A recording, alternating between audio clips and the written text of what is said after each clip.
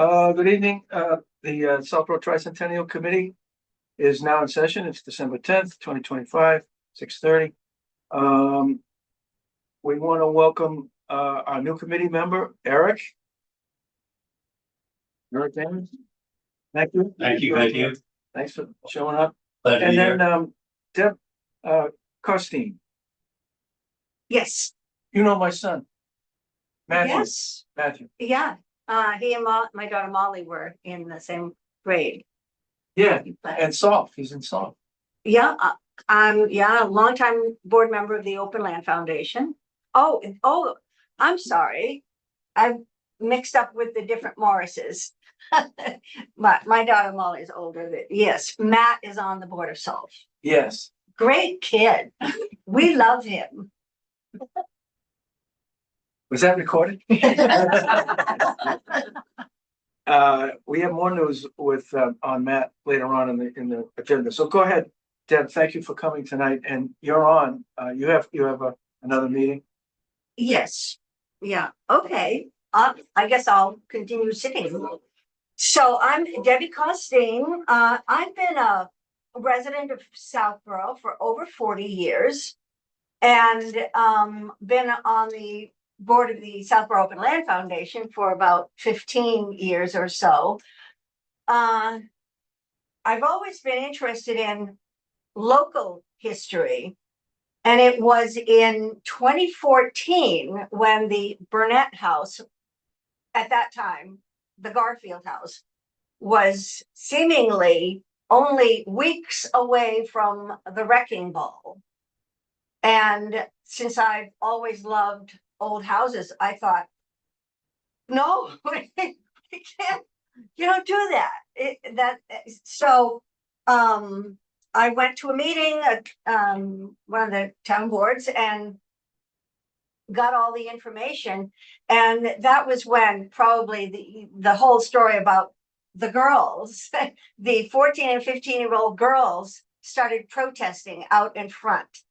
And so I was going to do anything I could to help. And I started producing for them the daily update because things kept changing. And for those of you who are peripherally even involved in that whole process of saving that house from demolition, I got very involved in doing whatever I could to save that from demolition. And one of the things, so my thought was that people are much more likely to want to save and protect something if they know about it. And the more you know, the more you care, presumably. And in order to get people to care about something, they have to know, they have to learn about it. So at the beginning, I knew only one thing about the house, and that was it was the Garfield house. But when I was first in town, I would drive by and I'd think, what's the deal with that house? Who lived there? And why is it like that? And what did they do? And that's all I knew until this all began. So I started diving into the research and I printed out flyers. I started spending time Saturdays at the transfer station and thinking, oh, clearly this is a historic property. And the first day there, this guy said, there's nothing historic about that house. And I thought, really? And at that point, I didn't know, but how can he just say that? So I started reading and reading and reading. And I learned, oh my God, it was just amazing. So I have, just for preliminary inspiration, this is Joseph and his wife Josephine. Aren't they a lovely couple? Yeah. They're the ones who lived in that house with they had 12 children.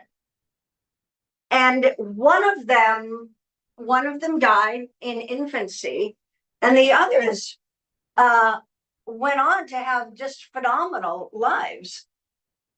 For example, the oldest, Edward, now the plan was that all the Burnett males were going to go to Harvard. That was the plan for the family. And so Edward did. And he took over running the farm eventually from his father, from Joseph. But then went into politics. He was in the Cleveland administration. And then he turned to farm architecture. And he became one of the preeminent farm designers for the estates of the Gilded Age, like the Vanderbilt mansion in North Carolina. What do we call that? The Biltmore. Thank you. And there was another one, I think, in New Jersey, another Vanderbilt estate, because these farms, the estates, had guests who would come for the summer. And so they had to have a farm to grow the food and to serve all these people. I meant to say, actually, at first about Joseph, it had been locally believed and said that Joseph Burnett came to town as a wealthy Bostonian. That is totally not true at all. In fact, he has deep roots and was descended from one of Southborough's first residents, Mary Johnson. So he's descended from the Johnsons, the Newtons, the Wards, the Rices, and the Matthews. So he clearly didn't just show up as a rich guy. And he was born on Gilmore Road. His father was a farmer. They had a small farm, and he was a rope maker. And see, all these little details, you think, who would have thought? Okay, farm on Gilmore Road, and the farmer also made rope. There's a thing called a rope walk that you build so that you can make the rope. And but Joseph was inspired by his uncle Joel Burnett, who had more of an education than Joseph's father did. So he went to what is now Worcester Polytech, was then the Worcester College of Pharmaceuticals, and he graduated from there and then got a job in Boston working for the Metcalf Pharmacy. And it was going very well. And after a few years, he went out on his own with his own shop, his own business. And everything, I love this. Everything changed one day when a woman who had been living in France for a few years came back and went into the shop wanting to know if he would or could replicate liquid vanilla extract as she had been using in France. And at first he said, no, I'm a pharmacist. I don't do cooking things. Fortunately, for everything being after that, he thought about it. He changed his mind and he took on the challenge and he worked on it, and it was a success. It was a nationwide success.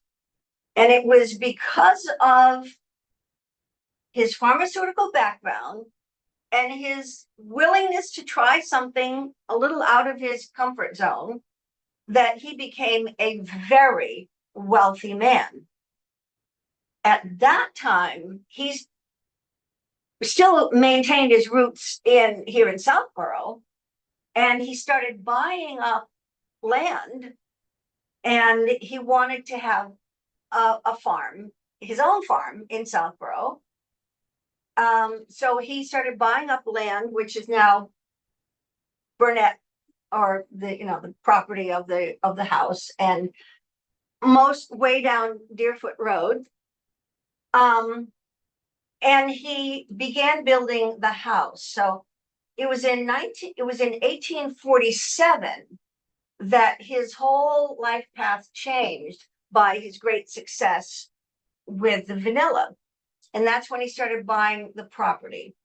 The first thing he did was have built the stone shop, which is now referred to as the chapel. And that was for the purpose of working the stone in order to build the stone house. Now, the first part, phase one, because he and Josephine were newly married and they had no idea how many children they were going to have. There was like a kind of like the traditional design of a colonial house with, the front door, 2 windows, upstairs, a window and 2 windows.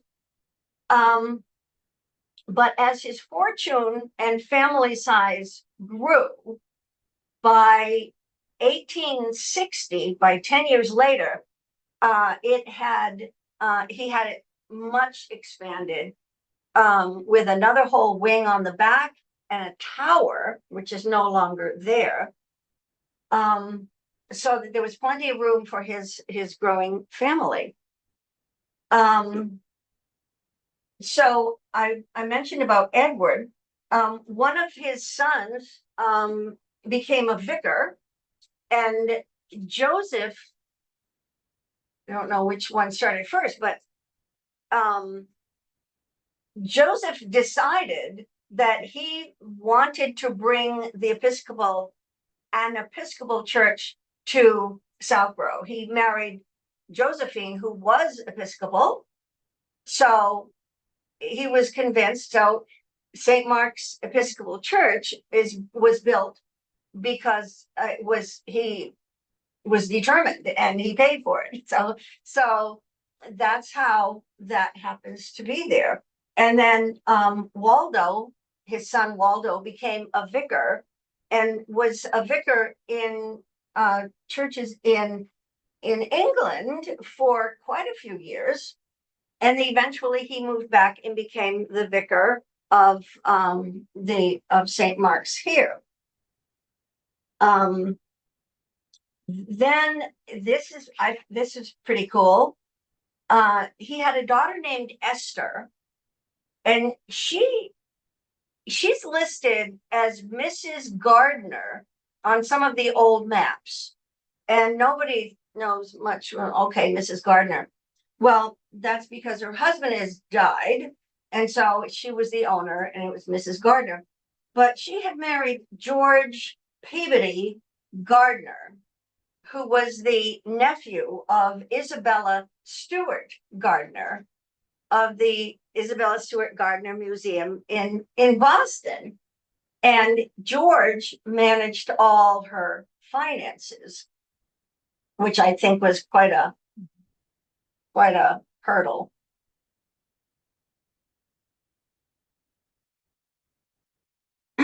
And so it's known that Isabella Stewart Gardner often came out to Southborough and visited at Esther and her husband's house, and as well at the Stone House. There was a daughter, Ruth, who she was, you could say, a bit the black sheep of the family because she became a Catholic. And Waldo, the Episcopal vicar, disowned her for that reason. But she became a nun. And she didn't just become a nun, she became the Mother Superior of the Manhattanville School in New York City.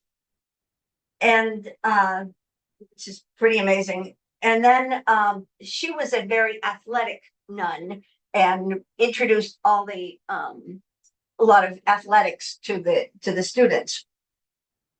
Louise Burnett married Charles Francis Choate II, and you might be aware that the village hall, the society, is sometimes referred to as the Choate House. We're on what this land used to be part of the Choate Field. So that was Louise Burnett and her husband, Charles Francis, who bought the house that was there so that they could give it to the town as a local resource in order to boost community spirit. And so the Southborough Village Society was formed at that time. So to me, it's just once you start digging and one thing leads to another, you don't really know what you're going to find. And sometimes it's just quite astonishing.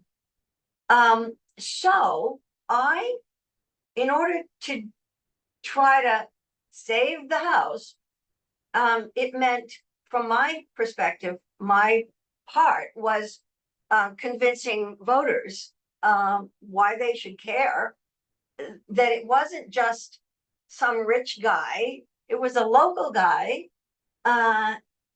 who had such an impact. He founded St. Mark's School and the church. The Village Society is because of the Burnetts. The library, Joseph gave the land for the library and greatly funded it as well. So they had a big impact on the town. So I created a PowerPoint presentation because I love photographs and arranging and creating that sort of thing. And I presented it at the senior center for a big Burnett Deerfoot Farm breakfast that our good friend Alan Bazanson was instigator of. And I presented this, excuse me,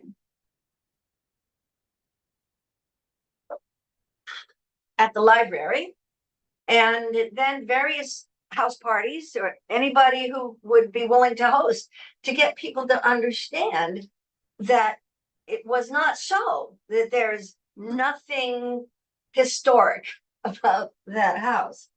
And then because of what we accomplished here and the effect, presumably my presentation helped, I was invited to do the presentation at the annual meeting of the Preservation Massachusetts organization, the state agency, for their annual meeting in Plymouth. And I thoroughly enjoyed doing that. And then I had more opportunities to, the Northborough Historical Society wanted me to come and present because they are, I think they're making progress to saving White Cliffs in their town. So I have this 45-ish minute presentation. I'll probably tweak it a bit because it won't be about the Burnett house exactly, but it will be about a local guy who really succeeded tremendously and did so much for the town of Southborough that most people know almost nothing about. And so I just love it that no matter where you go, you start reading about the town, and so much happened here or in any town before us. There was so much, and we tend to think of it, this is how Southborough is, and this is Southborough, but so much fascinating stuff. Love it. I love your enthusiasm. So are you asking for a time like within the calendar for when we could incorporate a presentation? Is that the request? Yeah, I thought I would offer this as a presentation for, whenever, wherever, It'd be exciting. because, sorry, I'm sorry, the other thing is that you had also spoke, this is like not, I mean, about the walk, to do the walk. oh, right. Yeah, I created the, what did I call it? The walking tour. That would start at the Burnett, where did it start? Down by the reservoir where you can see the view of the house.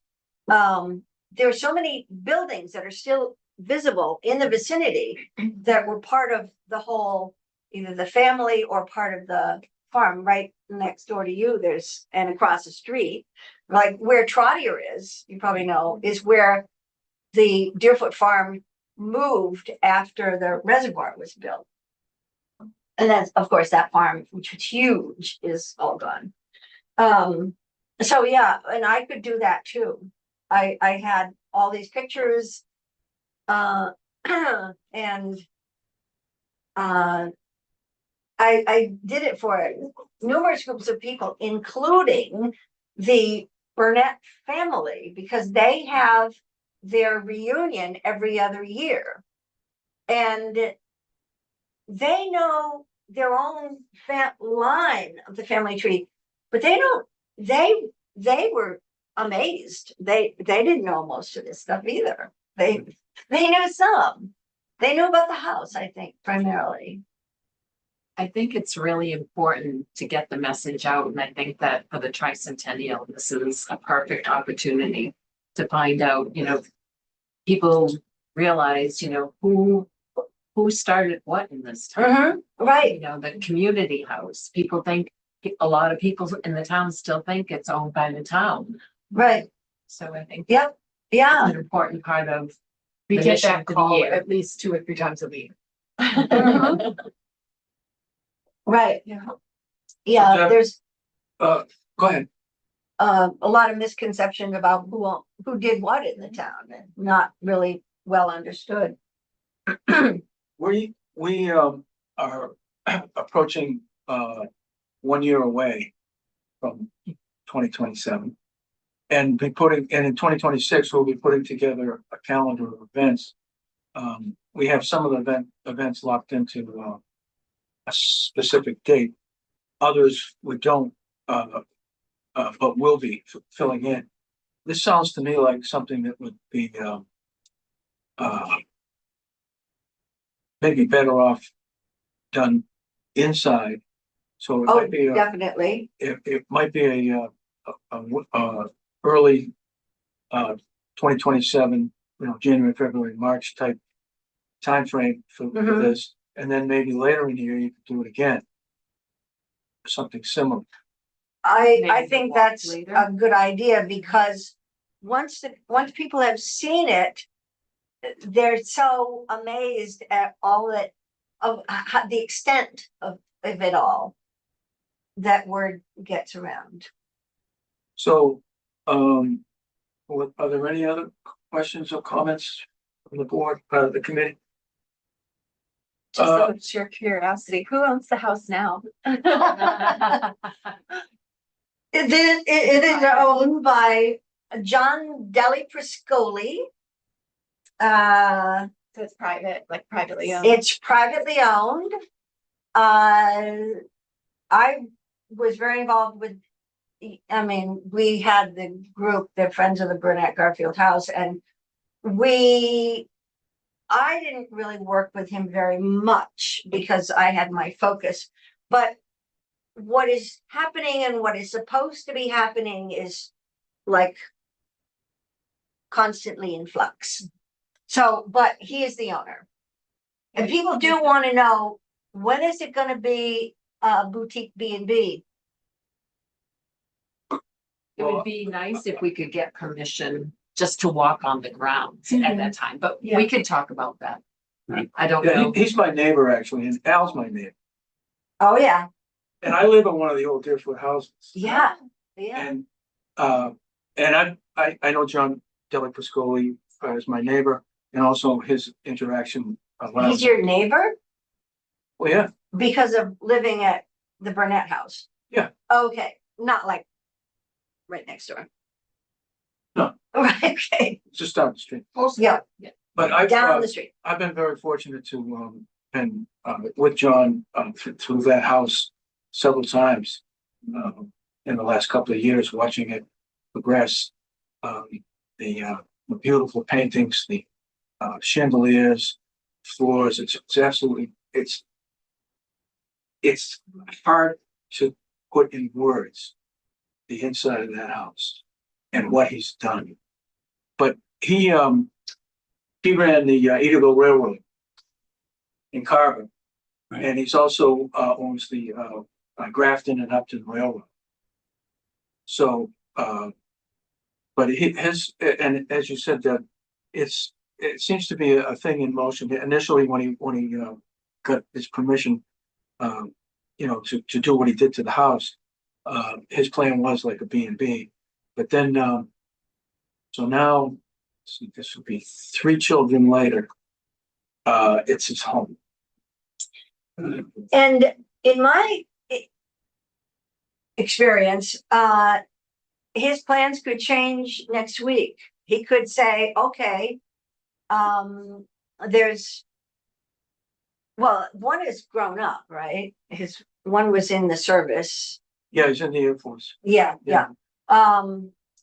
I just think that you never know what his plans just seem to change, and I still think it's possible but I've been through it a couple of times, and it is pretty amazing.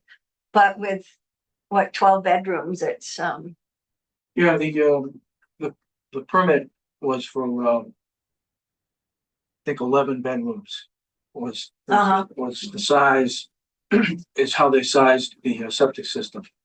So it was going to be 8 in the house and 3 in the carriage house. right.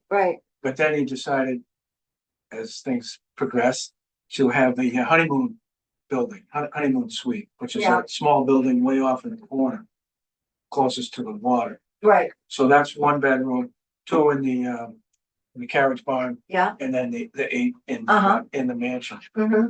Yeah, I was actually attended the Christmas concert that he had in the chapel a year ago, Uh-huh. and it was absolutely mind blowing. Yeah. Yeah, because Yeah. I mean I've lived there for a long time. Well, I grew up on Main Street, so Right. I knew Mrs. Garfield. I knew Mr. Garfield. Uh-huh. And to see it transformed into what it kind of used to be, and even better in many ways. Yeah, it's sure been through a lot. I got some photographs from Abe Garfield. And did you know him? Oh yeah. And he sent photographs of what it was like when his mother lived there. And I'd heard mixed reviews, but to me it was beautiful inside. Who was the last inhabitant before all this? Like back in the, say, 80s, 90s, 1990? There was somebody that lived in there then. Yeah, that was Mrs. Garfield lived there until Morphe, I right? think 2009. That was still Right. Garfield? Yeah, she was on there. Yeah. She used to, she always had some help toward the end. And they'd wheel her out to the driveway that comes out onto Deerfoot Road, put a blanket over her, and she'd wave and people would, hi, Mrs. Garfield, Yeah. how you doing? And she was wonderful. Yeah. Yeah. That's what No, I hear. I think right up until around 2009, or maybe a little bit later, she lived there. I mean, that huge house, and it's just one. She had, help. And, Right. Jimmy Yeah, Martin. I think she just lived down in the downstairs area. Yeah, she had a full-time friend of mine who lived further up on West Main Street. Lived there and was basically her caretaker for Uh-huh. full time. And then, Timmy got sick and then he died. So I don't know all the details, but there was a time there when Mrs. Garfield just sit out there and watch the world go by, and everybody would, they knew who she was, like we did. They would stop and take a half hour to get by the house. 'Cause she No kidding. Yeah, it's wonderful. Wow, I've heard about her. I never met her. I live in one of the farmhouses, Right, and Yeah. when you mentioned Edward, yeah, being interested in designing farm layouts for more upscale, yeah, fancy. And I think what may have inspired him was when they built my house uh-huh. and saw how austere it was. I said, we got to do better than this. How austere your house? Yeah, there's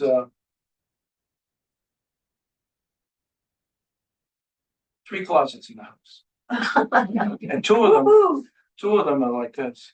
Uh-huh. I Because guess farm hands didn't wear they had the much of Sunday a change of clothes, clothes. Sunday go to meeting Yeah, clothes, and then they had the farm clothes. Yeah. Yeah. We're still finding stuff. Pieces of barbed wire, chunks of yeah, the blacksmith shop is in my backyard, but it collapsed. oh, really? Yeah. Hmm. With the hearth. No. I see, that was part of the farm? Oh, yeah. Oh.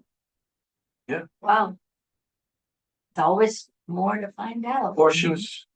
Still Yeah. finding horseshoes. Yeah. Yeah, I have pictures of the old Deerfoot farm when it was just across Stony Brook from the house. And then I've got pictures of taken during the demolition, which was in the 1890s. For the reservoir. Yeah. Yeah. Yeah. This was a real treasure trove. I don't know how widely it's known, but when the reservoir was being built, it's like every square inch of the land from the whole length of the reservoir system was photographed, was documented in these gorgeous, these amazing photographs. If you they did it since I remember about maybe 15 or 20 years ago. They stopped the flow through that over the dam and everything. They Uh-huh. just shut it right off, and it was there's a lot of natural runoff that keeps what used to be the old Stony Brook Yeah, yep. flowing. But at this time, they shut it all off, and it dried up. I Almost remember complete. that. And what was revealed was these stones that lined the original channel of Stony Brook, Uh-huh. and it starts right there at the waterfall, Mm-hmm. and it goes down to a Parkerville Road. Mm-hmm. Yeah, Yeah, the riprap, right? Yep. Yeah, but it wasn't much wider than this table. the brook, yeah, And then when they built the dam, it flooded everything. right. But the old original Stony Brook layout and stones Mm-hmm. for a portion between Deerfoot and Parkerville, they're still there. Yeah. Thank you for sharing everything with us. And Sure. That was great. For offering Thank to share it you. with the community Yeah. too. Thank Well, you. We'll probably be checking in with you. Yeah. Over time and seeing your availability and also any new pieces that you wanted to make part of the presentation. Yeah, if you have any thoughts about that, because the scope is a little bit wider now. It's not just about saving the house. So it can, but just the history of Southborough, like any town, just has so much. When you put this presentation on before, how many people attended? Roughly. There were a lot of people at the senior center because it was well advertised, and there was the Deerfoot Farm breakfast, and Al Bazanson made sure he got just the right sausages. He didn't go to Jimmy Dean. He went to had them specially made. So anyway, that word got out, and that he and I were both going to be presenting. And Was there more than 100 people? probably not. But then at the library, I would say 75 or more. It was Wow. it was pretty very well attended. So And- we could have your event at the Tricentennial school or at Woodward where they have room for hundreds. Yeah. Yeah, there were, when I did it for Preservation Massachusetts, I would say there were about 200 people. Those facilities have the ability to they got the screen, so if you had that, like you said, you have a slideshow. Right, Yeah. that's right. Yeah, and that would have to be carefully worked out. For Preservation Massachusetts, I had to send it or download it for them so that they could get it into their equipment so that they knew there wouldn't be any snafus at the last minute. That would, because every time, different people's computers and so on. Sounds like Trotter would be the great venue, especially that's where Deerfoot Yeah. Farm is. Yeah. So you're sitting on Deerfoot Farm Mhm. now. That's right. Yeah, before they built Trotter, we my wife and I and our son Matthew Yeah. went. Yeah, we were very familiar because it used to be a huge cornfield that Mm-hmm. the local farmer used to plant. And so anyways, there was an oak tree in the middle of all the pastures. Oh, yeah, yeah. And so we went there, we knew it was gonna be cut down. And it was kind of getting a little bit over the hill anyways. And so we took a picture of it, which we still have.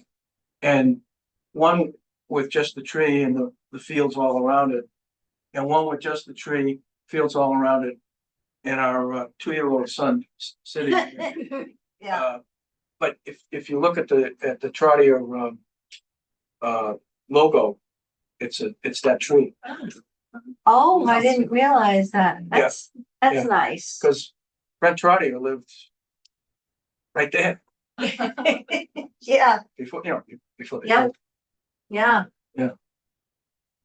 Okay, I think it's a great idea. Thank you. Yeah, so do I. You're welcome. And at this point, it can change, it can morph, and I tend to get other ideas of, wouldn't it be great to have a history scavenger hunt around town or Yeah. just So Debbie, I have a question. Yeah. Now, do you have a coworker or somebody that works with you that knows all this stuff? knows all what stuff. Everything that you learned and all your presentations and everything? Do you have a vice president? Oh, it's just me as my own private Southborough person. Yeah. That I just, well, there was the Friends of the Burnett Garfield House. And we each had different parts of it, but that group is not together, we mission accomplished, so, yeah. you have one of these? Maybe you need. I do, on my car already. All right. Thank you. Well, if there's nothing else, we'll move on. Thank you very much. to the agenda. You're Thank you. welcome. Yeah, thank you. Well, you're welcome. Okay, next item on the agenda is to approve the meeting minutes of October 8th and November 12th. We'll do October 8th first, motion, we'll entertain a motion. Make a motion To approve the minutes to approve the minutes of, as written. as written, November, what was it, November? No, 12th, October 8th. October 8th. Sorry. Motion's been made. Second. Oh, good, somebody seconded. Any questions or comments? Patty had some revisions which we incorporated. If there's nothing else, all in favor, 5-0. And now, Ask Jamie to vote, he's online. oh, I didn't see Jamie. Where is he? Guys, I'm here, but I'm sick, so I'm just listening in. Hope you get better. So I, And entertain the motion for November 12th. So these have to be roll call because Jamie's going. Yeah, okay, let's go back to October 8th. Meeting minutes as written, the motion was made and seconded. All in favor, Morris, aye. Bennington, aye. Wilkinson, I. Aldershot, I. I do too. I, Okay, 6-0. Now November 12th.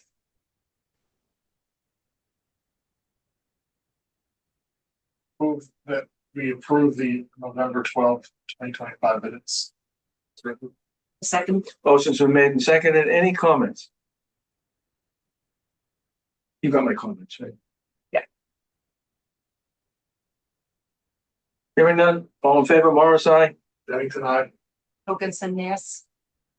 Aldershot, I. Hang on. Jamie? yep, I. Okay, next item on the agenda is the status of the working groups. Any additional event suggestions? We did have one, that I got in an email, and I think, did I share it with everybody yet? It was, when, Washington, needed the cannons for, Bunker Hill, and, General Ward marched the cannons down Main Street here to Boston. The cannons were pulled by oxen. So a suggestion was, through an email to me, to try to get a team of oxen and at least one cannon to participate in the parade. So that might be a challenge to get that, but it would certainly tie everything into the monument that's been on Main Street forever. So, anybody whose plate isn't full yet, want to work on that? I mean, That sounds like a parade Yeah. committee thing. is that possible? I mean, I'm happy to work on it, but I don't know where to start. Neither does the parade committee. You want to give it a try there, Sure. Eric? Yeah. There might be a little What bit did I more. just get myself into? You're gonna be looking for some oxen. Yeah. Yeah. In Canada. I know, Probably I've been to Lexington on April 19th, you know, Lexington and Concord, and they have some beautiful cannons that they have right there in town. I think they're pulled like horses, but so I guess we'll see what we can do. But I thought it was a great idea. When's the parade? Vote for the parade, yeah. The parade is September, is it? It's October October. I think it's October. October 2027. But as part of the parade thing, no, it's part of the what is it? Well, we'll get to it. Okay. I think it's And, a great idea. so we can move forward with that idea, Yep. the parade committee, okay? Sounds good. And Michelle, you had, I do, yeah. So last meeting, I did present a couple of different ideas and I was able to give more details about possibly a project to tour St. Mark's and do an ice cream an ice skating party there. I asked the committee if they would be interested in having our working group also explore something at Face School. We had a great meeting this week with Erin Sullivan, who's the director of communications, and she had many ideas and also some opportunities to offer us, which is great. So I'm just going to kind of list out some things that she brainstormed to sort of say, here's what we could offer. And I'd love to get any preliminary feedback from the committee to see what might be interesting. So she could do a history talk about the Face School. She has it sort of already worked on. It's about 30 minutes and it's stories of the school, the history makers there, and with pictures and images. They have a room with on display letters from every US president, which she said is a real draw, and interest at the school.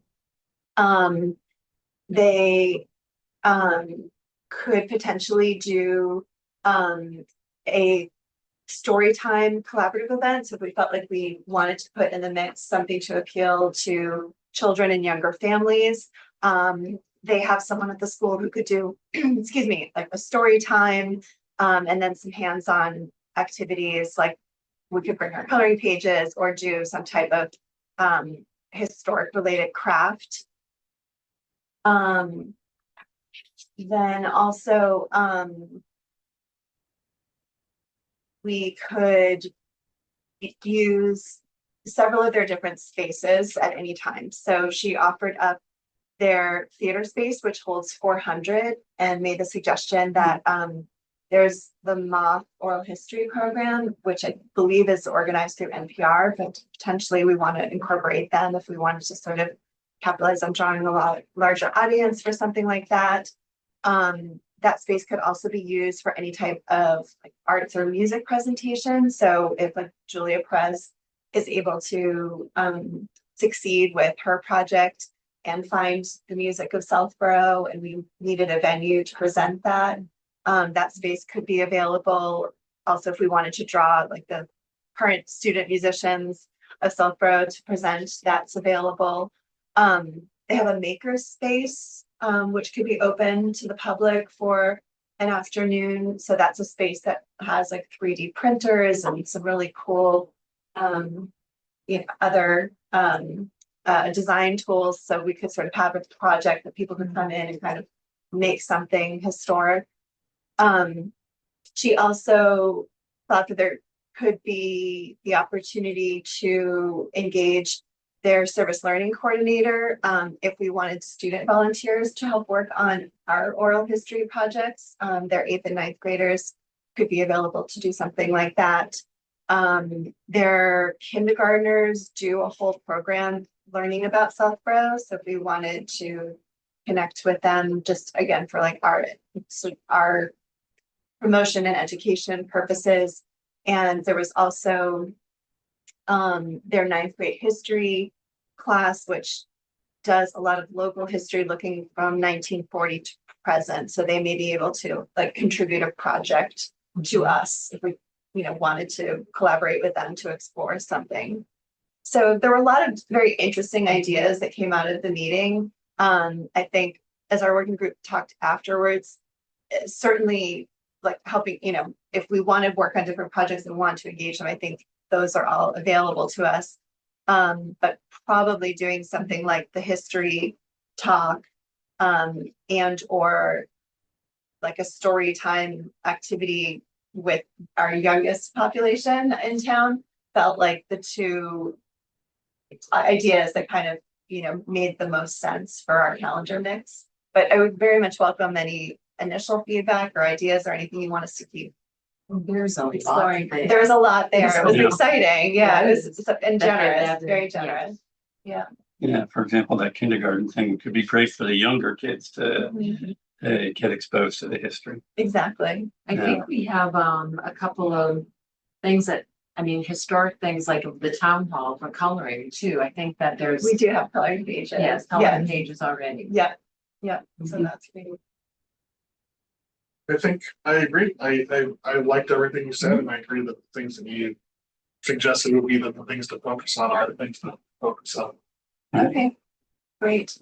And truly, like for the oral history, if it's helpful to have. So right now, Terry, who is generously volunteering to work with me, she's actually inquiring about the students at Trotter because the studio is right there Great. for them to actually be involved and be interviewing. So I don't know. It's we'll talk about it when I get to my little presentation. If it becomes larger, that would be great. But at the moment, that was her plan. I don't find out next Friday when we get back together. Okay, good. Well, we'll keep working on this and I'll have more information to share. Michelle, the venue space that she mentioned, is it the Ranky building? Did they, She Get didn't give into me the that name of detail? the building, so I'm Okay. not sure. I think the music part would be interesting too, especially if Julia got something. I think that would be amazing, again, for people to come to Bay School just to tour it, just to see what the town of Southborough has. Yes, absolutely. Yeah, there's, as I found out, when I initially got the proposal from St. Mark's about doing the tour there are many residents who have not had the opportunity to get onto either campus, and there's a lot of interest and curiosity. I think so too. Yeah, I think those would both be well. And we have so few venue spaces outside of the school auditoriums to do anything at a larger scale. So I think that. I think part that's is- also very valuable. It's just. Yeah. If the school is willing to.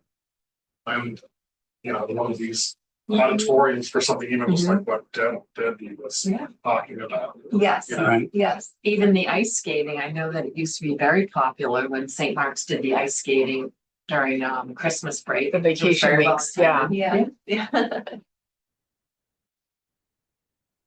So, okay, good. Thank you. That's really huge progress. Yeah, absolutely. Yeah. Not just, Thank you. Yeah. not just opening a dialogue with Faye, but so many things, do half of them. Yeah. Yeah, we'll get them ticked off. Well, I think, That's Yeah. great for sure. I think the nice thing about these is that there's not a lot of components to organizing these events, and a lot of things are They already. don't cost a lot of money. They don't cost money, Right. right, Yeah. so I Right. feel really confident that we can get these going, so. Again, this is another piece like Deb's that we'll have to get a sense of when they could fit into the calendar. Mhm. Would that have to be when the school is not in session or No, on they, weekends or? I didn't hear that feedback, they. In terms of like a physical walking tour, they don't have as many existing historic spaces as St. Mark's does, so St. Mark's makes sense to do the walking tour. For Faye, we were really getting the sense that it probably makes more sense to just do the history talk and see some of the more of the pictures of what it used to look like, because it's harder to even go into the buildings. Maybe, couple that with like a reception in the dining hall, because that's an existing historic space from the 1920s. So if we're able to, again, depending How on like large is the day, dining time. area? I think it accommodates most of their student bodies, so, I'd say in excess of 100 at least. yes, We've had exactly, some yeah. events over there over the years. Like, they've hosted retirement parties and things like that for us before. So it's a pretty big space. Okay, I was just thinking, Yeah. I know that there was talk about a gala before. Oh. I don't know about that there, but yeah. Well, their gym space is actually very sizable.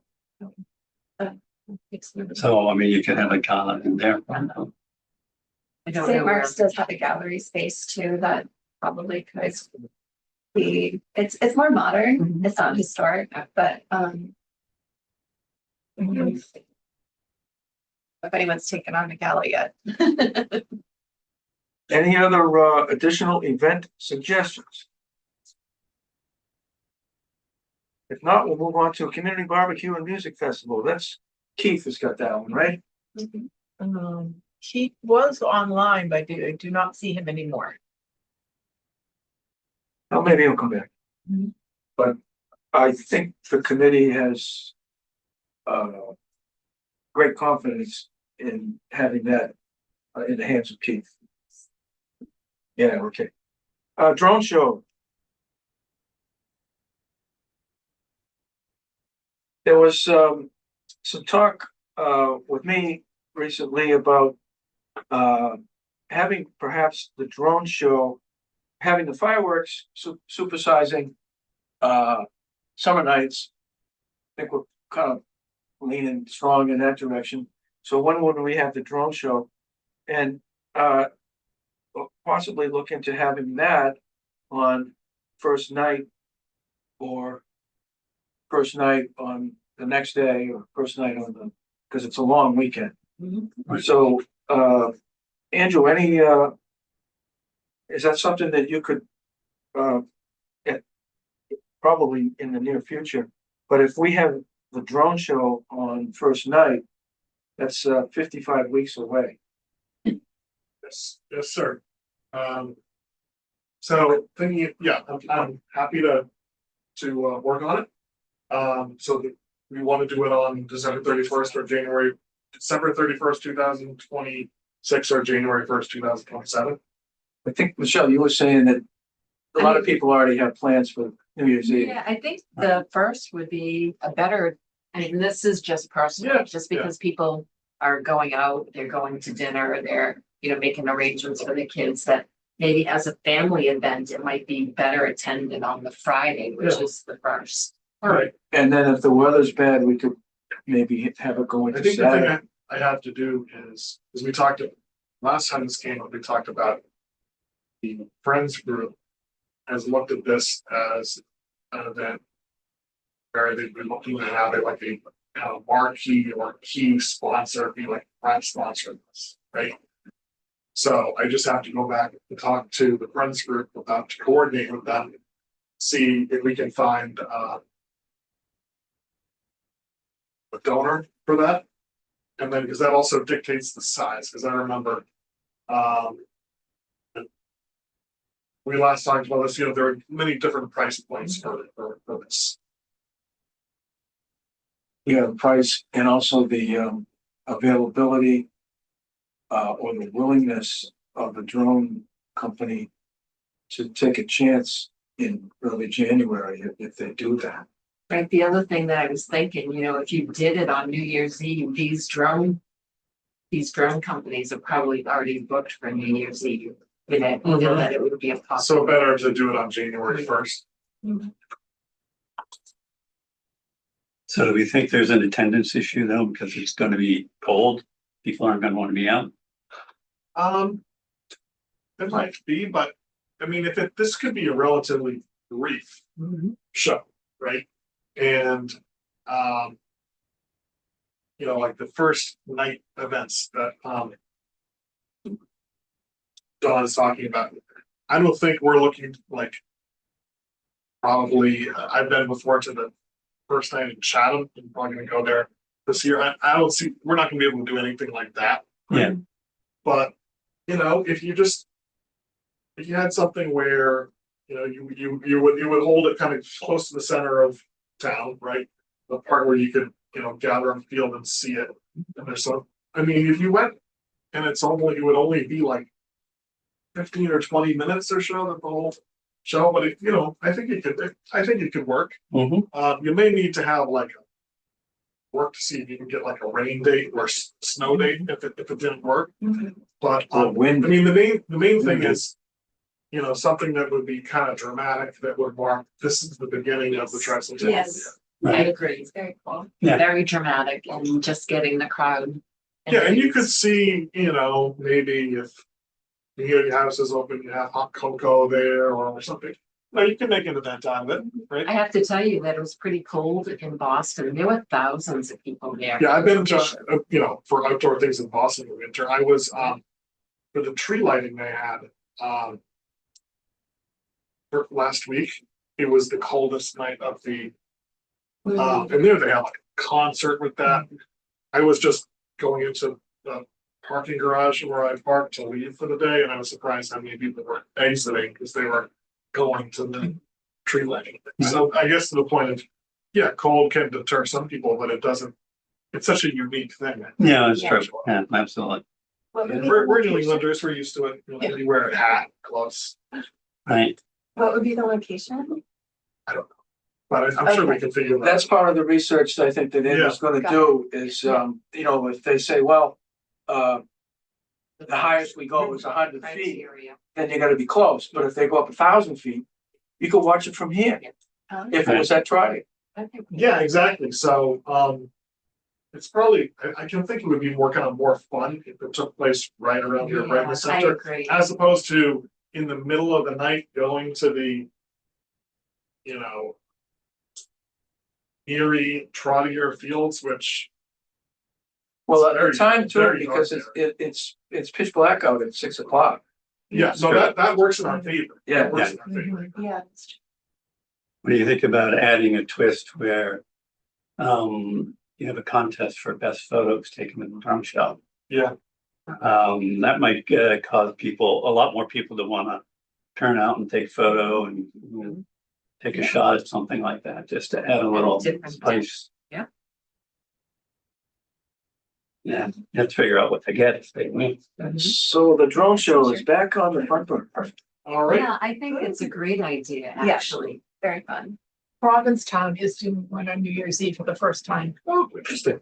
So you talked about before about a bonfire too. Is that off the No, if you look further off the down, agenda?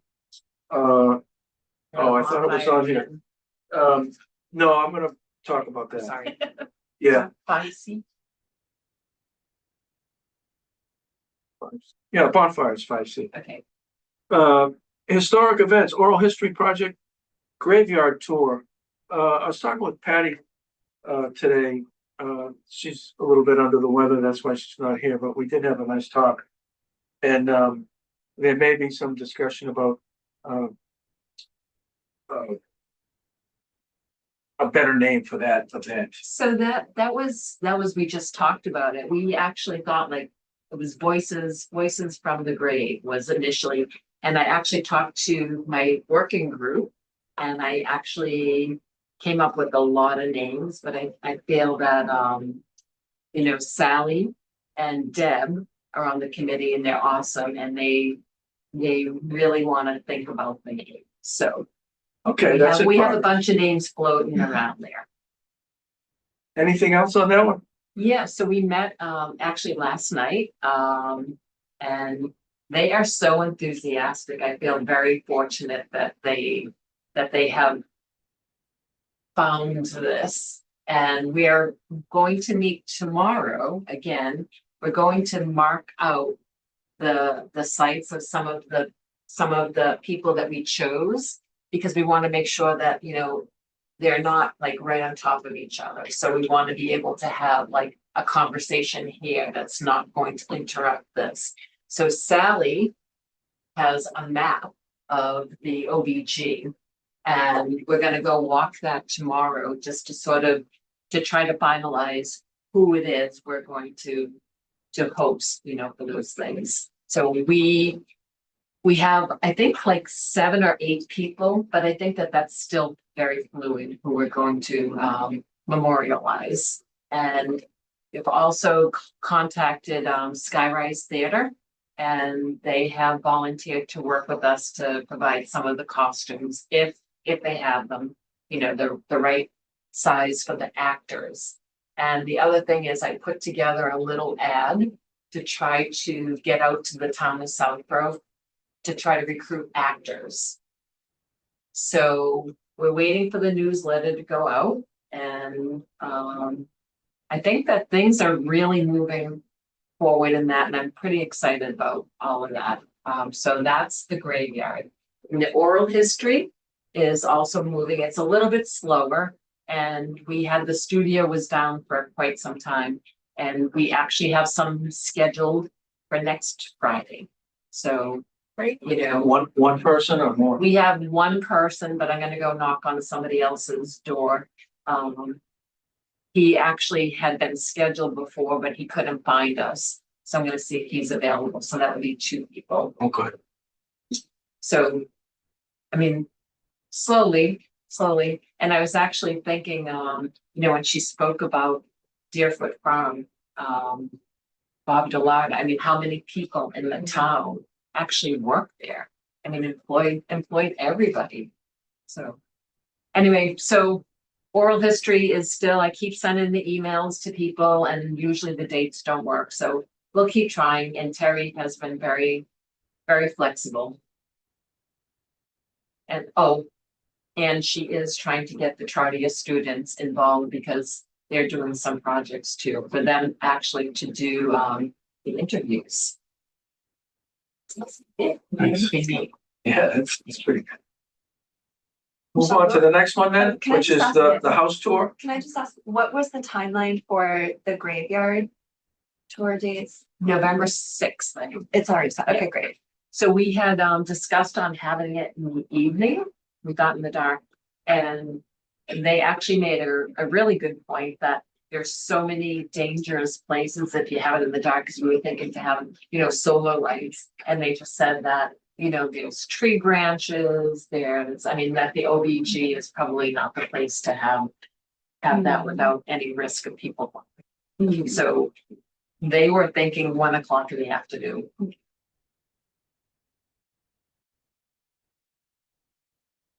House tour. I think Patty It's had that Patty, information. Yeah, I think we're at the point where they're, going to narrow down that and make specific, addresses, are officially. Great. And then the parade, the, parade working group hopefully will meet, we haven't met in months. Because, what comes first, the parade or the money for the parade? But, we'll be putting that together, and then the people that, we had talked to before thought that, 2027 was like light years away. So, but once we get into 2026, they'll be filling their calendars. Yeah. So, the brick fundraiser. I spoke with Jenny Martins, and she gave me an update.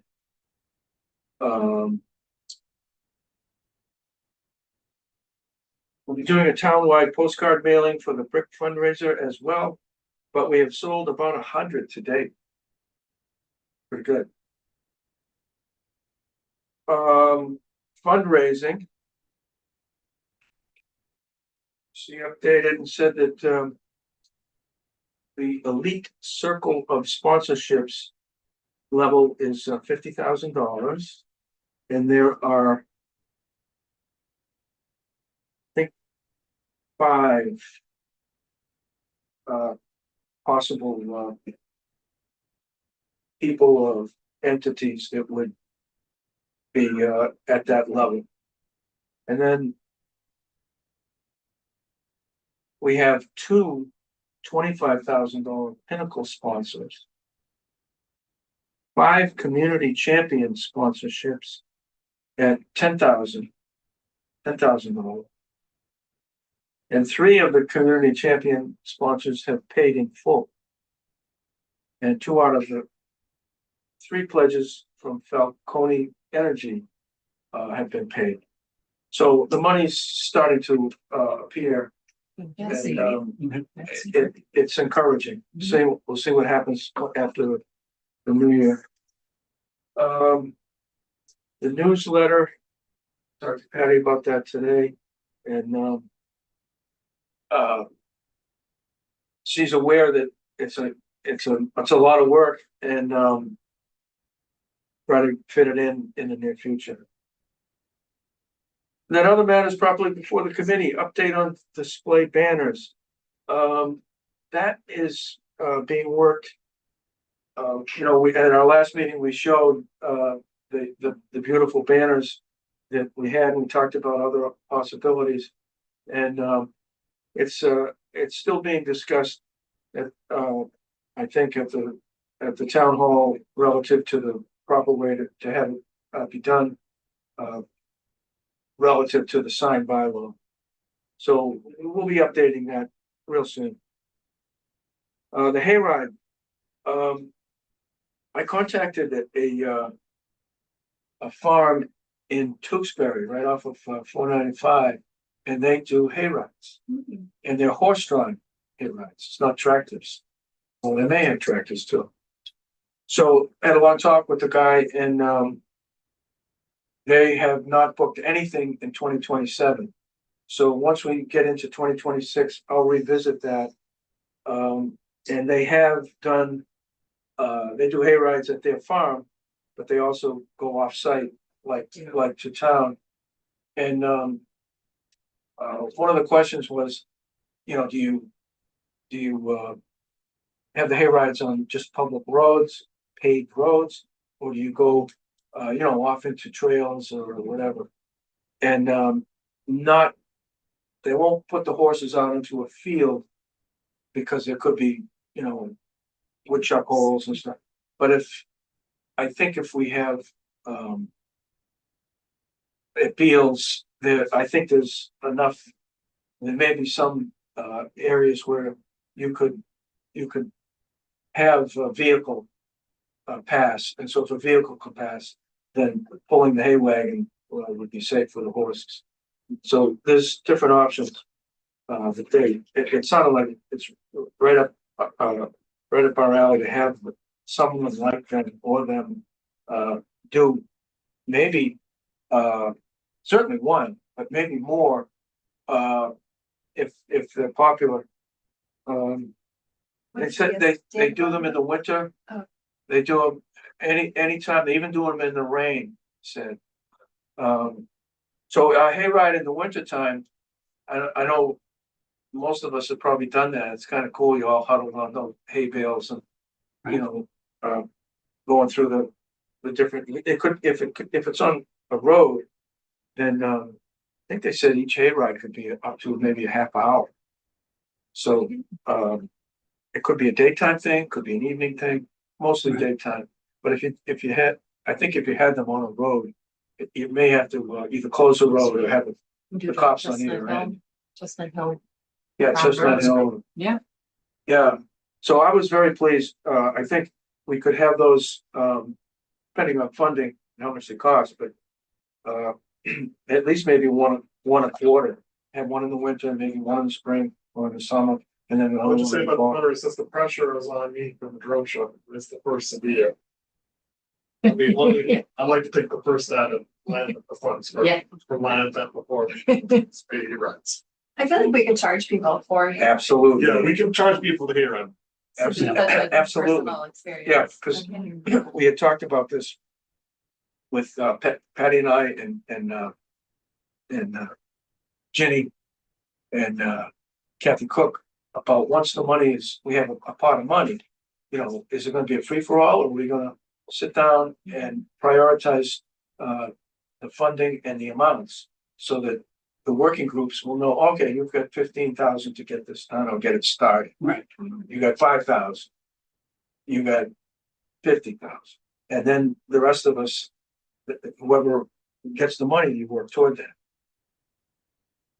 But yeah, we can't have it. It won't be a free for all. And Andrew, I'm glad you said that because, right, 55 weeks. Just don't want your hero money eating into mine. So he's limiting you to one One hayride. hayride with one horse. One horse. One horse. Okay. And would there be like something around it in terms of it being like part of a community day or historic or just an experience? Well, you could try to couple it with the drone show. Road show is gonna be really. Okay, that's gonna be the focus. All right. Could the hayride be at the cemetery? The hayride through the cemetery Could it be?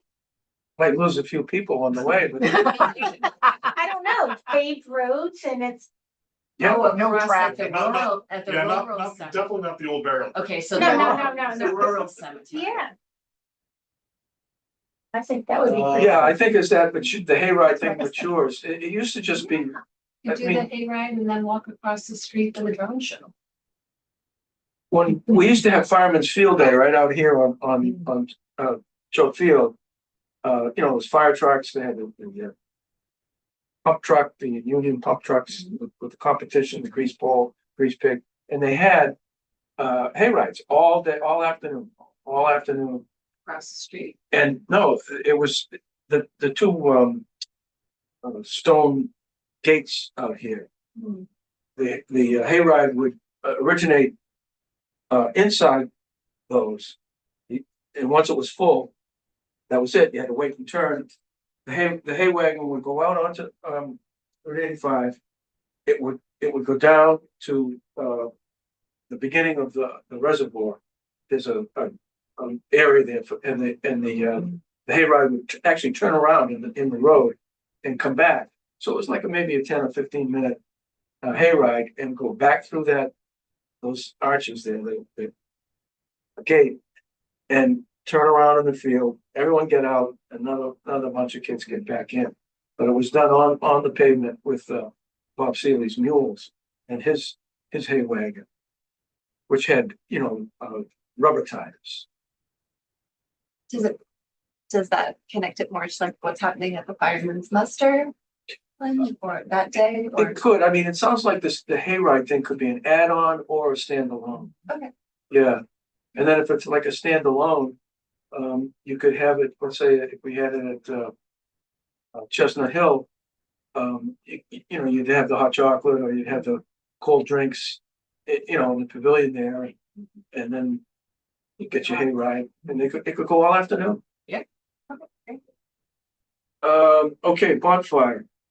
I've contacted the town of Groton, and I was told that they are going to do a bonfire in January, but they haven't picked the date yet. So hopefully myself and others from town may go, and once we learn where it is, it might be fun to go and watch, see how they do it. Yeah, that'd be great.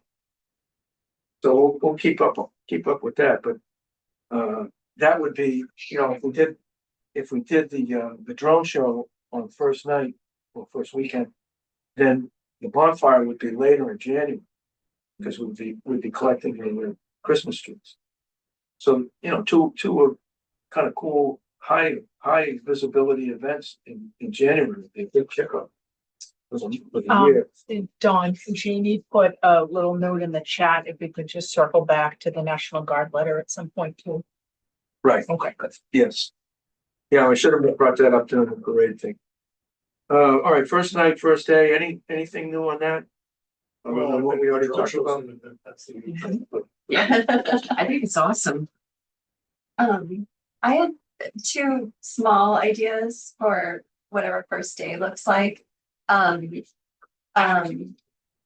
know a couple of us were just sort of brainstorming about how there's the turkey trot that happens in town. It's like a nice exercise activity, and often people sort of kicking off the new year, making that healthy commitment and not to be potentially redundant with a 5K. But what about the idea if we did something like kicking it off with a yoga morning and using one of the gym spaces? And we do have a sponsor already with Theracopia who does yoga. So that might be something that's sort of, you could bring a mat, you could bring a towel. Like, it doesn't have to be like a full-on high intensity yoga. It could be a gentle, low impact yoga. But that was one kind of idea for that day. And the second was, I don't know if everybody is keeping up and reading the Did You Know posts, but last week I posted about the Nipmuc tribe, which were the original indigenous people known in this on this land. And a year or so ago, I had the opportunity to go to a land acknowledgement. It was a very simple event. It was very short. It was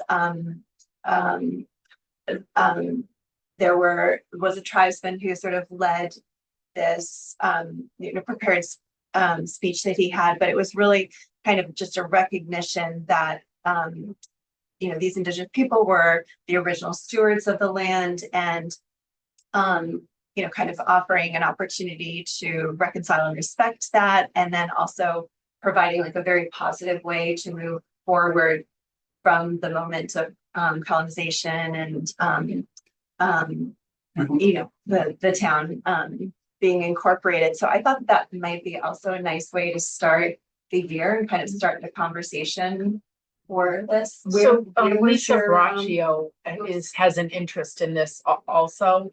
She is a member of the planning board. She used to be a member of the select board. So she's talked about trying to do something in this area too. So I think she'd be very interested in chatting with you about that. Can you say her name again? Lisa Braccio, Braccio. Okay, great. And I can put you in contact with her, Michelle. Okay, great. Because the Nipmuc tribe does still exist. Grafton, right?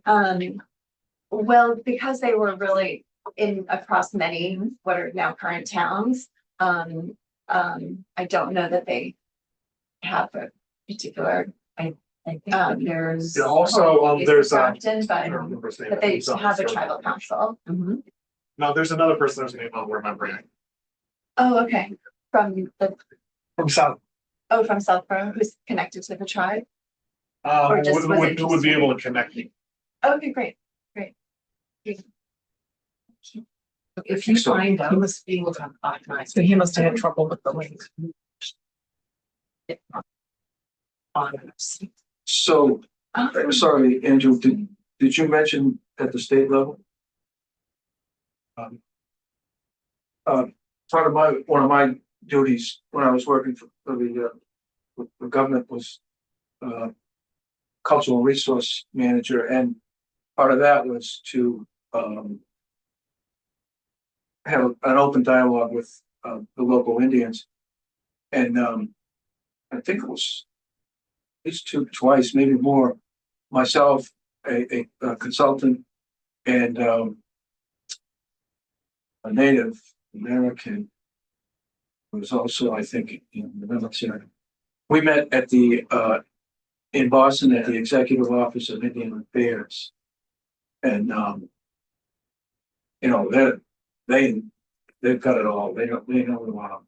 So if you're working it from this level up, you can also go and work from the executive office down. One of the things that we learned was, and it's part of the cultural difference, and it's very, very respectful, is Indian time. So we went there and we had a 2:00 appointment. 2:00 comes and goes, 2:15, 20 minutes to 3, 10 minutes to 3, we get to go in and see the Commissioner of Indian Affairs. Forget the exact title, but it was wonderful, very, very professional, and culturally very educational. The way they manage it. So that's I'll just throw that out. Executive Office of the Indian Affairs. Unless I change them. Is there any ideas sort of about timing for the day or other programming for the day that would want to have this be a part of or build upon it, or do you see the day like unfolding with different things scattered throughout the day? Honestly, I've not given any thought to it, Yeah. but I think it's the first things first. Yeah. If we could get this drone show set, and then you can just kind of work backwards. Yeah, things that don't really cost a lot of money or have that huge organizational or logistical, issue. I think can be, done with after you get the first piece of the puzzle, right? The drone guys might say, well, in these other towns, they had this before the drone show. They may have ideas about what worked and what doesn't. Okay. But I agree. Let's lock in the drone show and the flexibility component, hopefully, and then match that up with something while it's still daylight. Yeah. I also feel that we are obligated to have something about the Nipmuc tribe in our tricentennial celebration, so. Makes sense to me for sure. Yeah. So we'll move on to the Arts Council grant and the letter of support for Juliana Perez. I looked in the packet, I didn't see it there. Could you It was in the amendment. would you be able to read it? Sure.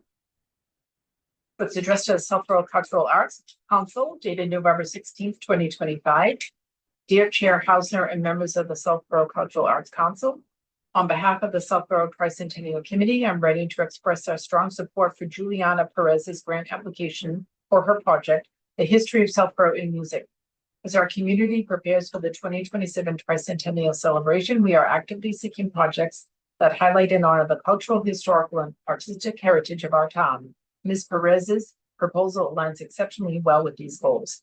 The Tricentennial Committee has been in conversation with Ms. Perez and is pleased to confirm that we are committed to partnering with her on this project.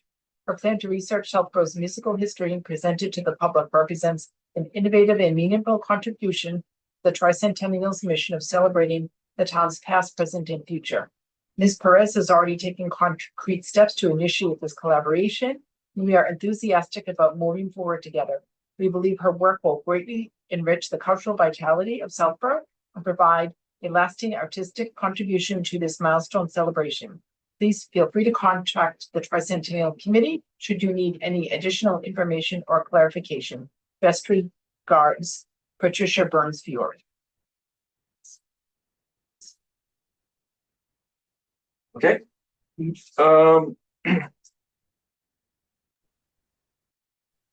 Is Keith still here? Hey, Don, I'm here. I've logged in under Patty Fiore's account, so. Yeah, we skipped over you on the barbecue and music festival. So you're on. Okay, yeah, happy to provide an update. Just a couple of things. My main focus right now is trying to get, kind of the concept and the framework pulled together, so then we can start filling some things in. And since our last meeting, I did reach out and speak with the agent for Storm Large in case we want to have a headliner. And I'm just kind of getting some feelers out to her to see whether she would be interested in somehow participating in the music festival, either as a headline performer, a guest performer, or even just doing a guest appearance somehow. So I'm waiting to hear back from her agent, who I had a good conversation with about that. So I'll have more to provide, hopefully in our next meeting on that. I've also had some discussions with Ginny about looking for Ginny Martins. That is, we could have a sponsor for the stage, maybe reaching out to Bose as well for sound equipment. So that's a work in progress. I did have a couple of questions or kind of thoughts for the committee that I'd like to get a little bit of input on. The main one is I know on the agenda, it's listed as the music festival and community barbecue. Dawn or other committee members, did you have any sort of ideas around the barbecue piece of it, or I was kind of leaning towards food trucks, which would preclude us from having to do as much planning and everything else about having like a chicken barbecue. But is that something that you want to include in this, or is that a separate event? I think the last time we talked about it, we were leaning toward the food trucks. Okay. It gives much more variety, and it's simple for us because you just tell them to show up and they open up the trucks and takes care of itself. Okay. Yeah. Okay. I just wanted to confirm that. That's my thinking as well. And then I'm not sure. One of the things I want to approach the town on is whether they'd be open to allowing some kind of a alcoholic beverage license for maybe a little beer garden or something like that during the concert.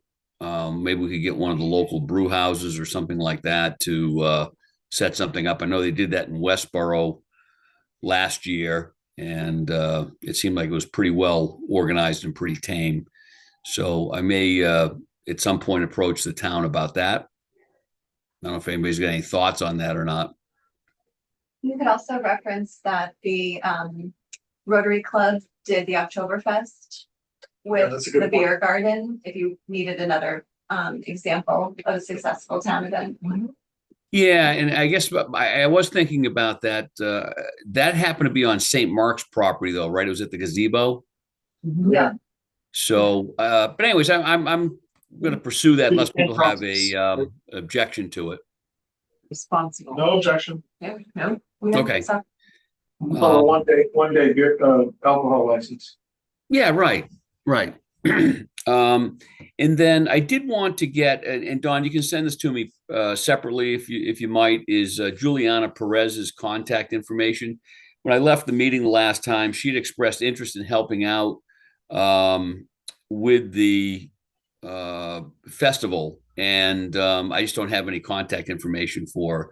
So if you have her email or something like that, I'd appreciate getting that from you. I think we all have our email. Okay, We'll get it to you, Keith. super. So, any questions for me? You think you're making good progress, Keith? I think so. I feel pretty good about this because, if I in working with a plan to work with the rec department, they've got a pretty good template for how to, do all the logistics for this. And once I get the framework and the final concept done, I think we're pretty close on that. It's really more a matter of plugging some things in. And I've got a list of bands that have Southborough connections. I want to think through this. If we can get a headliner like a Storm Large, that might be a really nice thing to add here. But the rest of it, I think we can really just focus on, the stage and the musical acts, and then enhancing perhaps the food and things that are going on around this.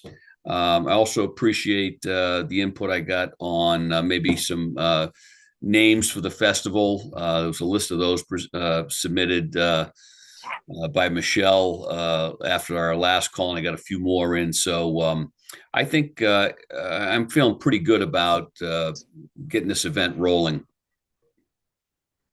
All good. Sounds good. Okay. Any questions, comments for Keith? We'll see you at our next meeting, which I think we got it on here as a tentatively January 14th, which is the second Wednesday Okay. in January. Um, We'll lock that up later tonight. Yeah, and hopefully I'll be able to go in person. A side note, I really wasn't sure how to join. I joined earlier this evening, but it was through the town website, and I was didn't have any. I don't think you guys could see me that I was joined, or I couldn't use chat or anything else. So maybe there's a way down the road if somebody can't make a meeting. It's on one of the working groups. We can get a participant code.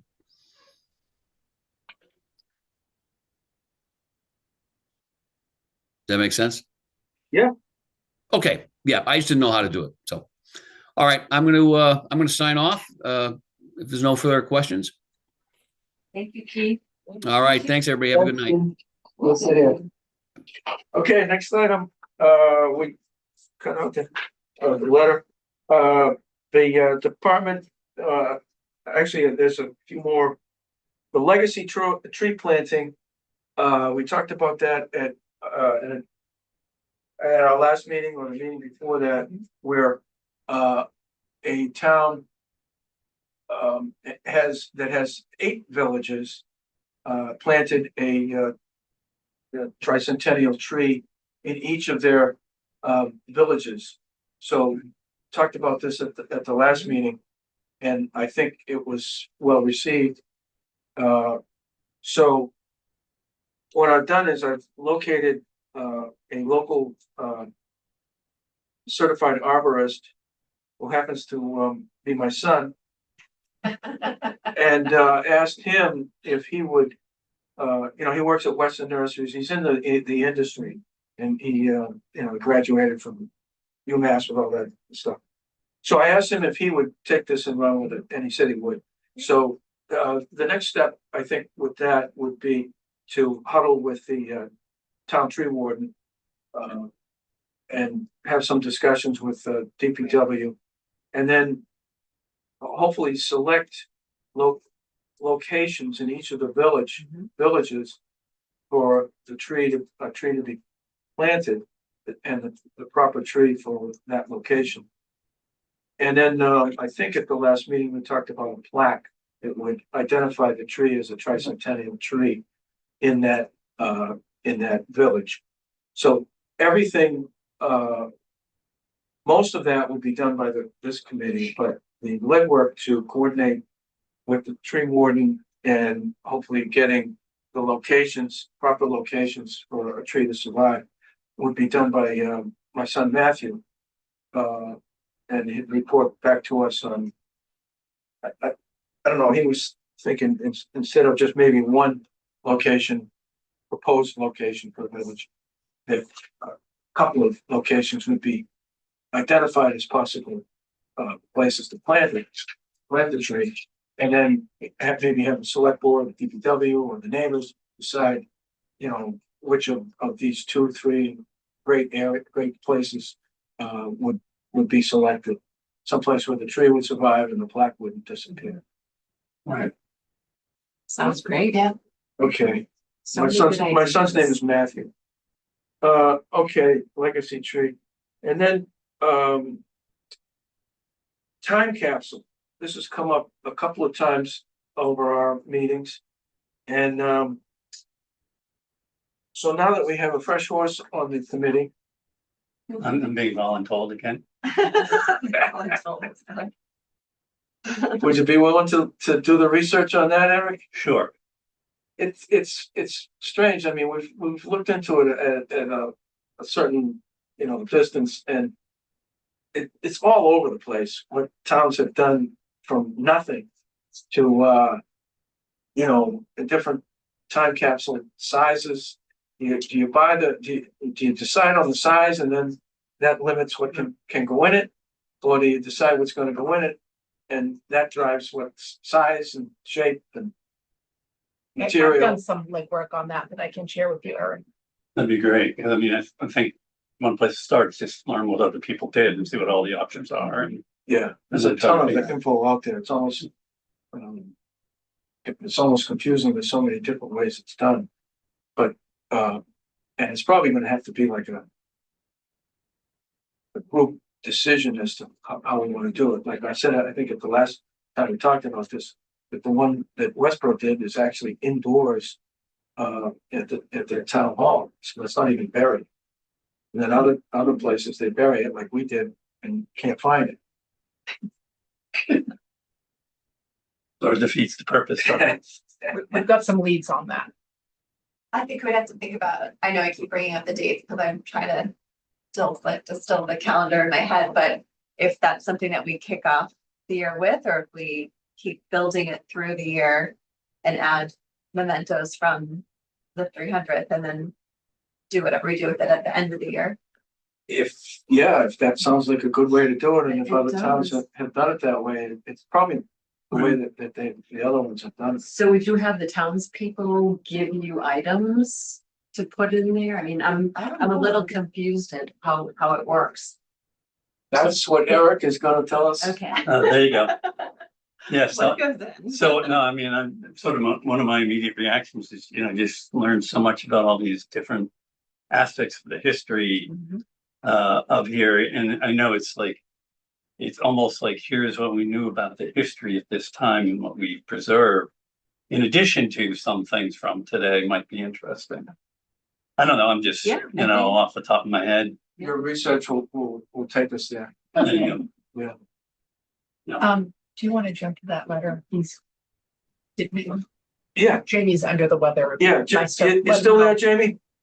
I am. I like the time capsule thing. Isn't that something, Eric, that the Boy Scouts could like pick up and run with? Oh. Yeah, that's an interesting idea. Perfect. Well, you shared your draft letter regarding the military band, and I thought it was excellent. But do we have that here? Yeah, it's in the packet. I just thought that, I don't know what it costs, but I figured we should ask if they want to be part of our celebration before we even broach that. Someone had mentioned That's to what we're me, talking about. well, Okay, someone so had, Jamie, uh, start from the beginning because not everybody knows what we're all talking right. about. So it was my idea to approach the Massachusetts Army National Guard band, who's like, they're a prestigious band. It's like 300 members, to come and be part of the parade for our celebration. Which, if you could have them, I mean, it would be an awesome thing. They do require like some 12 to 15 month notice, which we're right on the edge of, and so I thought I don't know what it costs, but like I said, I think I have heard some figures in the $4,000 or $5,000 range. But I mean, if it was that, I'm sure we could maybe find a sponsor or two to help us out in that respect. But I figured maybe I drafted a letter, and I thought maybe that we could vote on the letter and say, yay or nay on sending it out, and we could send it out to them and see what they say. And the letter would be from you as a veteran. Is that? Well, it's from me as the veterans representative for our committee. Yes. So, do you have it there? Can you read it to us? Hi. I'm sorry. I have it. I can read it. All right, Vanessa's gonna read it. Yeah. Because then thank we'll you. vote on it. Then we'll vote on it. So there's, all the header information in it. Dear Sir or Madam, I hope this message finds you well. My name is Jamie Falcone, and I'm writing in my capacity as the Veterans Representative of the Southborough Tricentennial Committee. Southborough will be celebrating its 300th anniversary throughout 2027 with a series of events recognizing our town's history, civic pride, and longstanding connection to the men and women who serve in our nation's armed forces. One of the signature events during this commemorative year will be the Southborough Tricentennial Parade, scheduled for October 10th, 2027. On behalf of the committee, I would like to formally request that the 215th Army Band perform in this historic parade. Your participation would be a tremendous honor for our community and an especially meaningful tribute to veterans and service members with ties to Southborough and the Commonwealth. The committee will gladly coordinate with your unit regarding scheduling, logistical requirements, equipment needs, parade staging, and any administrative approvals necessary. If the 215th Army Band is available on October 10th, 2027, we would be deeply grateful to include you in this milestone celebration. I would welcome the opportunity to discuss the details at your convenience. Thank you very much for your time, consideration, and continued service to our state and nation. We hope to have the privilege of welcoming the 215th Army Band to Southborough for this special occasion. With respect and appreciation, Jamie Falcone, Veterans Representative. I think it's an excellent letter. I move that we approve the letter. I second it. Okay, we're approving the letter to be sent to the band. Motion's been made and seconded. Did you, sorry? Go ahead. I just wanted to let Jamie know, I can take this and format this on the Tricentennial letterhead and send it back to you, Jamie. Sounds wonderful. And then what, you want me to sign it and then send it, or? Sure. Okay. And then when you send it, maybe tell Vanessa that you sent it, Absolutely. so the clock can start ticking on that one. Yes. Excellent idea. Hopefully we'll be able to pull it off. Okay, the motion's been made and seconded. Any discussion? Hearing none, Morris, yes. Bennington, yes. Wilkinson, yes. Aldershot, yes. Yeah, yes. Falcone, And- yes. Okay, unanimous. So that'll go out. And then the only other thing I think is on the agenda is a future department head meeting. I attended the one last summer. And I thought it went very well. There were good questions, and we were able to get the word out to the department heads of what we're trying to do. And at that time, we had a short list of ideas and things that we were going to do. So Vanessa, you said it might be in January. Yep, or actually, I should know that date tomorrow. And I think the reason I raised this with Dawn is I think it's important. We're developing our department budgets right now for fiscal year 2027, which is the first half of calendar year 27. So if there's any impact on any of our departments that they need to budget for anything, that's something we really need to line up now, thinking about logistics or supplies or other cost items. So depending on, when it is and where I am, I will attend that meeting if that's okay with you guys. And give them an update on what we plan to do. It's the end of that one. So, next meeting, January 14th. Is that good for everybody? No? So I'm gonna be in San Diego at that time. I may be able to participate remotely. I have to work that out. I don't think I'm gonna be able to make it on the 14th. How about, the 21st? That should not be a problem.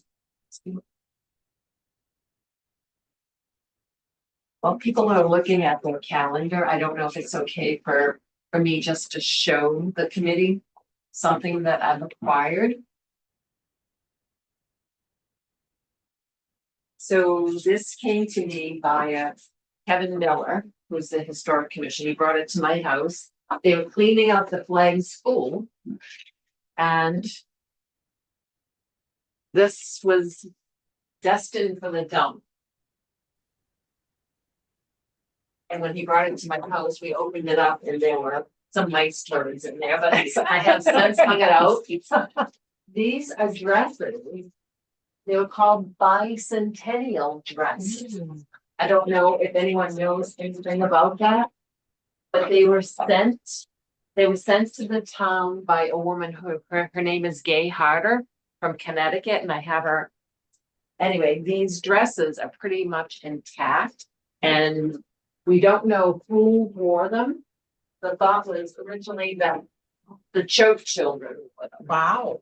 So I have 3 dresses, and I don't know if you have any idea, but it would be really nice to kind of tie these bicentennial dresses into the tricentennial.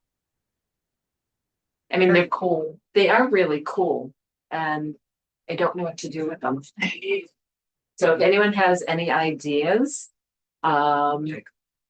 Want mannequins on display On for display somewhere. something, for library something, maybe? I feel that, and I can actually contact the woman whose name, I actually have the letter that was sent to the Historic Commission. I mean, Historic Society. Maybe I can contact her to see if she has any further, I mean, she was looking for us to give her information, but I feel that they can't go into the hamper at the transfer station. And I feel that I mean, it's worth, so if we have anything that we could get a mannequin to That's what I display was and just to try thinking. to Yeah. get some information. Sorry for not having that on the agenda. Show and tell. Made. They're in really good condition. Yeah, they're, Yeah. I mean, they're 100 years old. Right, I know. Amazing. And Wonderful. where did you get them? So they were in the basement of the flag school. Oh. And they had, taken everything out because the It's being historic, renovated. Yeah. they moved over to Bayville. And there was a bunch of stuff that they didn't move and that was going to go to the transfer station. So Kevin, I don't know how Kevin came about this, but anyway, he said that maybe the Tricentennial Committee could use them somehow. And somebody thought to label them in a way that you knew they were from the bicentennial. Pardon me? How did you know they were from the bicentennial? Because I have a little letter. Oh, I put it in my book. Yeah. This letter he gave me as well. It was from a woman in Connecticut who has connections to the Burnett's. Because when I mentioned her name to Deb, she said, "Oh, she knows her very well." yeah, fascinating. So if anyone has any ideas with our planning.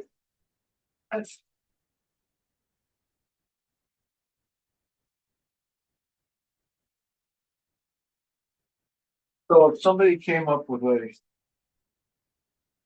a mannequin or what do they call, a dress, is it a form they call it? A mannequin, yeah, I don't know, a dress form, you're right, dress form. Yeah, they're, Well, I'll Would ask you- around and see if I can track something like that down. That we can use to display them. So she has the wedding dress. You need three. And she, yeah, but she's But I'm not not sending it. So January 21st, we good for right? Do we agree on that? January 21st? Yeah. January 21st? Yes. Okay. Jamie? Yep, I'm in. Okay. So our next meeting will be January 21st, 2026. You're on. And will be adjourned. Motion's been made and seconded. Any discussion? Hearing none, all in favor, Morris, yes? Thanks, and yes.